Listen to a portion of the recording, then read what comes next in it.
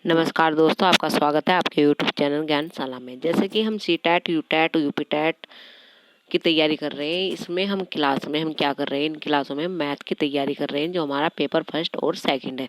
जो हमारा पेपर ये सीटैट, यूपीटैट, यूकेटैट जो हमारे 2025 में होंगे, उनके लिए हम अभी से तैयारी कर रहे हैं।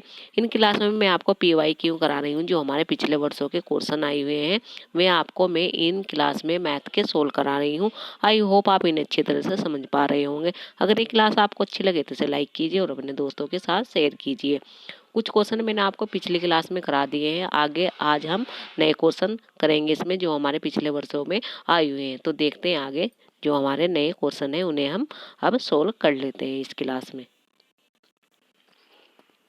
तो ये क्वेश्चन हमारा है, इसमें हमें क्या करना है, जो एक अर्धवर्ग दिया हुआ है ना, एक अर्धवर्ताकार दिया हुआ है, उसका जो व्यास है वो इतना दिया हुआ है और इसका क्या है परिमाप हमें क्या करना है, इसमें ज्ञात करना है।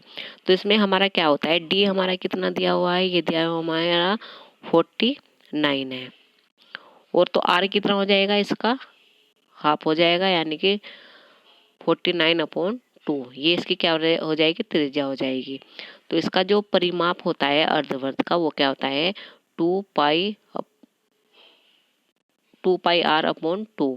तो 2 से 2 कट जाएगा हमारा, ये क्या जाएगा, पाई आर आ जाएगा।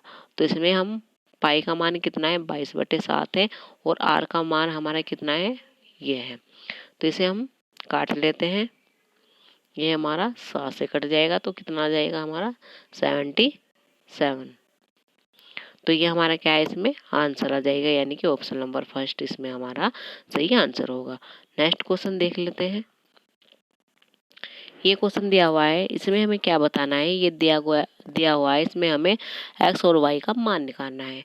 तो ये हमें त्रिभुज दिया हुआ है, तो इसमें ये हमारा कितना है, ये हमारा 40 है दिया हुआ है, ये हमारा x है, ये हमारा y है, और ये हमारा कितना है, ये भी हमारा 40 है। तो हमें पता है जो हमारे इसमें क्या है, ये 2 त्रिभुज दिखाई दे रहे हैं हमें, एक ये वाला त्रिभुज है और हमारा एक ये वाला त्रिभुज है। तो इसमें हमें क्या करना है, तो इसमें हमें इसका मान बताना है। तो हमें पता है जो हमारा क्या होता है, ये जो 2 एंगल होते हैं उनका योग ये जो बाहर का कोण होता है उसके बराबर होता है। तो इसमें हमारा क्या हो जाएगा, ये हो जाएगा हमारा 40 + x, फिर हमारा जो ये वाला कोण है y प्लस ये 40, और ये क्या है, इसके योग के बराबर है, तो ये इसमें से क्या हो जाएगा, घट जाएगा, यानी कि 180 माइनस क्या हो जाएगा हमारा y + 40। अब इसे हम सोल्व कर लेते हैं। तो 180 माइनस y माइनस 40, अब इसे इधर ले आते हैं, तो 40 माइनस 180 प्लस हमारा क्या हो जाएगा 40 बराबर क्या हो जाएगा हमारा माइनस के y माइनस के x। तो ये कितना हो जाएगा, ये हो जाएगा हमारा 100 माइनस के, ये हम माइनस इसमें कॉमन ले लेंगे, तो ये हमारा माइनस माइनस कट जाएगा। तो हमारा x + y का मान कितना आ गया हमारा 100। यही हमारा क्या है, पूछा गया था, x + y का मान हमें बताना था। तो हमारा 100 इसमें आ गया है, तो ऑप्शन नंबर फर्स्ट हमारा इसमें सही आंसर हो जाएगा। नेक्स्ट क्वेश्चन देख लेते हैं। इसमें क्या करना है, हमें 1.3 का मान किसके बराबर होता है ये बताना है हमें। तो इसमें ये तो आसान क्वेश्चन है, ये 1.3 है। हम क्या करेंगे, ये पॉइंट हटाएंगे तो हम 10 इसके नीचे कर देंगे, तो क्या आ जाएगा हमारा 13/10। यही हमारा क्या है, आंसर है। तो ऑप्शन नंबर फर्स्ट हमारा इसमें से ही आंसर हो जाएगा। नेक्स्ट क्वेश्चन देखते हैं। इसमें क्या बताना, में एक समपष्टभुज में विकर्णों की संख्या कितनी होती है। तो जो हमारा क्या होता है, हेक्सागन होता है, उसमें जो हमारे विकर्णों की संख्या होती है, यानी कि विकर्ण की संख्या होती है, तो उसमें कितनी होती है, उसमें होती है हमारी 9। तो ऑप्शन नंबर हमारा ये सी इसमें से ही आंसर हो जाएगा। नेक्स्ट क्वेश्चन देख लेते हैं। नेक्स्ट क्वेश्चन ये है हमारा, इसमें क्या है, इसका मान हमें ये क्या बताना है। ये क्या है हमारा 256.6 इसकी पावर है, फिर गुना 16 0.18 इसकी ये पावर है। तो इसे हम क्या लिख सकते हैं, इसे लिख सकते हैं हम 16 का स्क्वायर, और इसका स्क्वायर कितना है, इतना, और ये हमारा 16 का ऐसा ही रहेगा।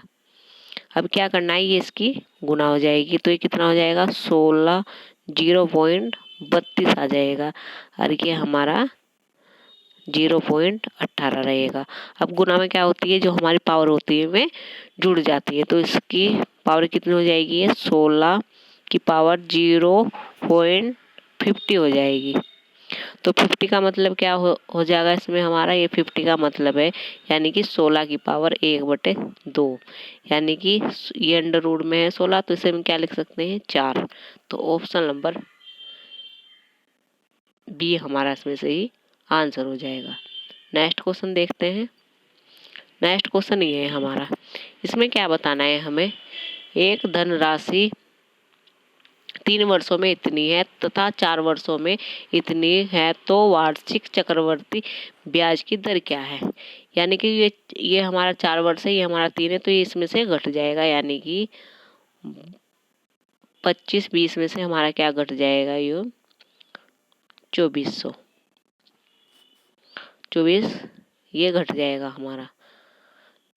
तो ये हमारा घटेगा तो कितना आ जाएगा, 0, ये कितना आ जाएगा हमारा 1, ये हमारा 2, यानी कि 112। ये क्या है, हमारा चक्रवर्ती ब्याज आ गया है। अब 120 पर हम कितना निकाल रहे हैं, 2400 का, तो गुना हमें 100 पर ये करना है, तो ये इससे कट जाएगा, तो कितना आ जाएगा 1/2।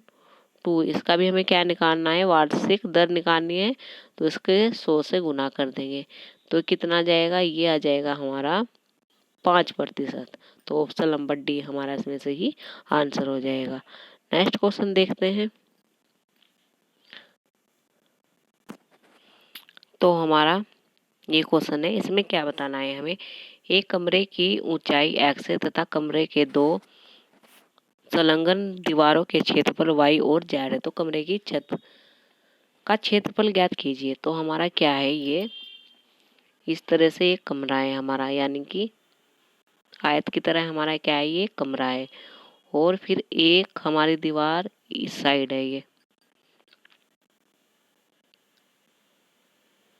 इस साइड भी हमारी एक दीवार है।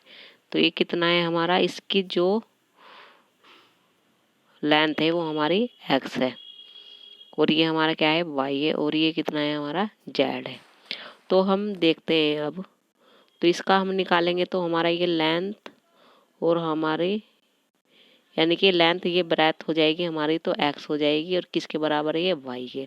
अब इसमें देखेंगे हम, तो ये ब्रेथ गुना हमारी लेंथ कितनी हो जाएगी, x बराबर z के। तो अब देखते हैं हम, अगर इसमें हम क्या करें, l का मान निकाल लें, तो l क्या हो जाएगा हमारा, इसमें हो जाएगा l y/x, और ब्रेथ बराबर क्या हो जाएगी, z/x। अब हमें कमरे की छत का क्षेत्रफल निकालना है, तो लंबाई गुना यानी कि चौड़ाई हो जाएगी, तो हमारा क्या हो जाएगा इसमें l गुना ब्रेथ, यानी कि yx गुना zx, तो कितना आ जाएगा yz/x²। तो ऑप्शन नंबर फर्स्ट इसमें हमारा सही आंसर हो जाएगा। नेक्स्ट क्वेश्चन देखते हैं। इसमें हमें क्या बताना है, इसमें हमें बताना है 2, 3 तथा 6 सेंटीमीटर भुजाओं में किस प्रकार का त्रिभुज प्राप्त होगा, निम्न कोण विषमबाहु त्रिभुज। तो जो हमारा इस तरह का ये होता है, तो इसमें क्या हो जाता है हमारा, हमें बताना है कि कौन यानी कि त्रिभुज बनाना संभव है या नहीं है। तो हम देखते हैं, यानी कि 2 जो हमारी क्या होते हैं कोण, उनका योग तीसरी भुजा से क्या होना चाहिए, बड़ा होना चाहिए। तो हम देख रहे हैं कि इसमें 5 आ रहा है, तो ये बड़ा तो नहीं है, तो यानी कि ये इससे कोई भी हमारा त्रिभुज नहीं बन सकता। तो इसमें आ जाएगा आंसर इनमें से कोई नहीं, तो ऑप्शन नंबर डी हमारा इसमें से ही आंसर हो जाएगा। नेक्स्ट क्वेश्चन देखते हैं। इसमें क्या बताना है, मैं रोमन पद्धति में ये बताना है कि 98 को कैसे लिखा जाता है। तो हम देखते हैं, अगर हम क्या करें, इसमें 100 माइनस के क्या कर रहे हैं,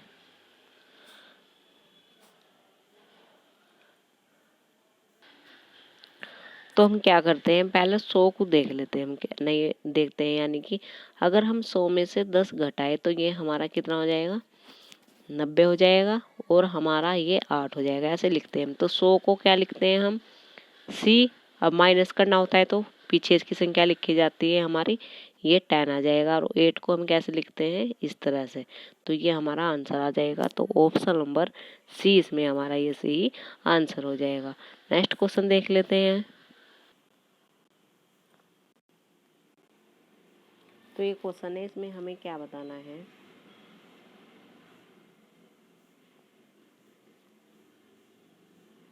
तो इसमें हमें बताना है कि एक दुकानदार 1 किलोग्राम के स्थान पर 800 ग्राम का भट्टा उपयोग कर अपने माल को लागत मूल्य पर बेचने